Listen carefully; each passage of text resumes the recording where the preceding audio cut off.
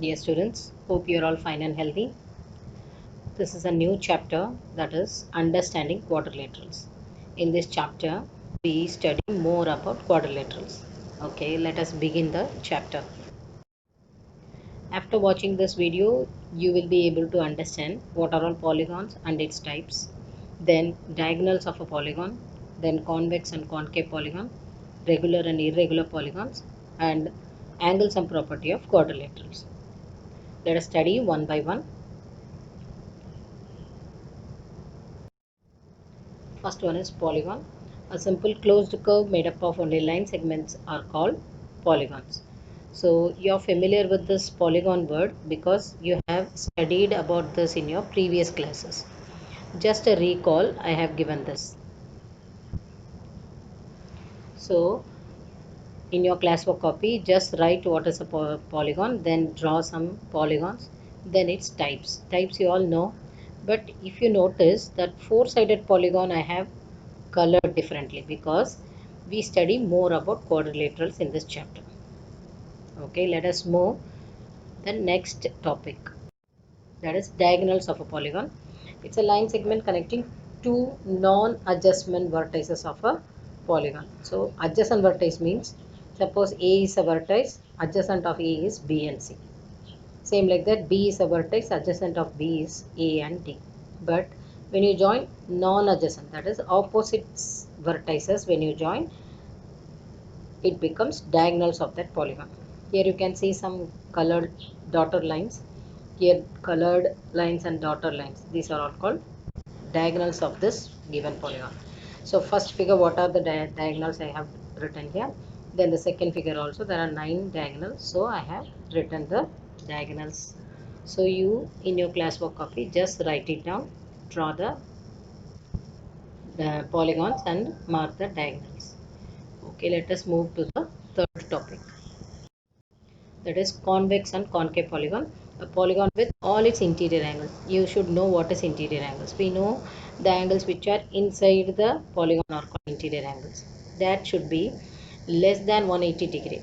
Then it is a convex polygon. That is the angles you have to check in the given polygon. If it is less than 180, then it is a convex polygon. All the angles, all the interior angles of the polygon less than 180. Again and again I am repeating. So less than means convex, more than means concave.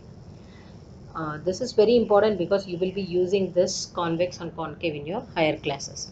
So write it down, the meaning and the figure also you draw. Let us move to the next topic, that is regular and irregular polygons. Regular means a polygon is said to be a regular polygon if all of its sides are equal length and all of its interior angles are of equal measure. So sides also equal measure and the angles also equal measure, interior angles. Then that polygons are called regular polygons, and just opposite to that, if they do not have equal sides and equal angles, then that is called irregular polygons. Next one is next topic is angles and property. That is, the angle sum property of a quadrilateral is always 360. That means there are 4 angles in a quadrilateral. If you add all the 4 angles, you should get 360 degree. Suppose if you want to prove this property, we can make use of the triangles, the angle sum property of triangles, that is 180.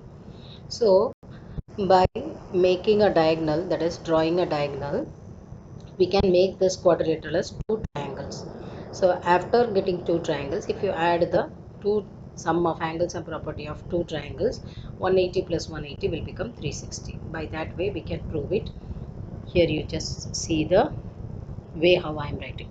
Suppose if you want to prove this property, we can make use of the angle sum property of triangle, that is 180, by drawing a diagonal in a quadrilateral and by making 2 triangles. That's what I explained.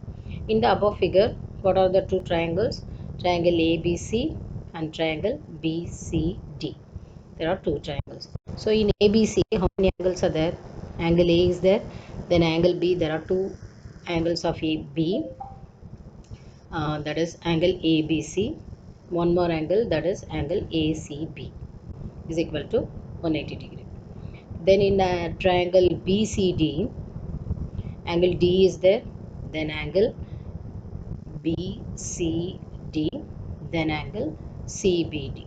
So if you add this 3, you should get 180. But if you notice, you see the vertices of this angles.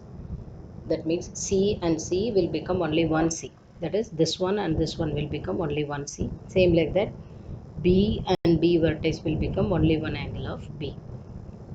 So that is what in the next page I have written. You just check it. Adding equations 1 and 2, this one we will get. And this angle C and angle C, that both the angles will become only one angle as C, and this 2 will become angle B. Then if you add angle A, angle B, angle C and angle D, you will get 180 plus 180, 360, hence proved. Hope you understood all the topics which we have discussed. Now by using that topics we will do exercise 12.1. I will just explain, you are the one to do the sums. In the classwork copy, you do all the sums. Now see question number 1, fill in the blanks. You can do it by yourself. Question number 2, state concave or convex. This 3 you can do it in the book only. Question number 1, 2 and 3. So now see concave and convex polygon. How to do in the book? If you see in the exercise, there are some quadrilaterals given. Not quadrilaterals, sorry, polygons given. And just check the interior angles of the polygon. If it is more than 180, any one angle is more than 180, then write it as concave polygon. And if less than 180 degree, that is interior angles you check. If it is less than 180 degree, write it as convex polygon. Question number 3 is regular or irregular polygons. That is, there are some given figures will be there. That is, quadrilaterals will be, sorry, polygons will be there.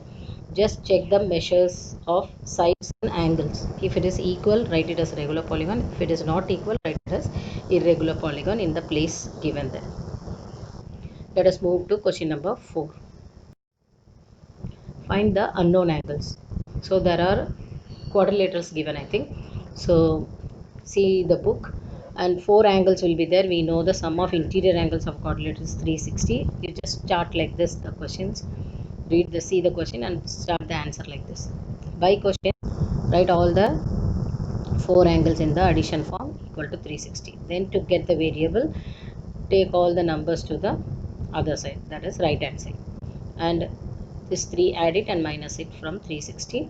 You will get the angle X. You know how to do this one, that's why I am not writing the answer. You will do by yourself. So now when variable comes, that is with number, same process. At last you divide that answer by 17, you will get the value of X. That is the fourth angle. Here there are two terms, that is like terms only, so you can add it. You will get 25x. Then minus 7 and minus 2 will become minus 9. 93, 76 given in the question. Just solve it to get the value of x. After, at last, you divide this by 25 to get the answer. Hope you understood. Do it all the sums in the classwork copy. Bye.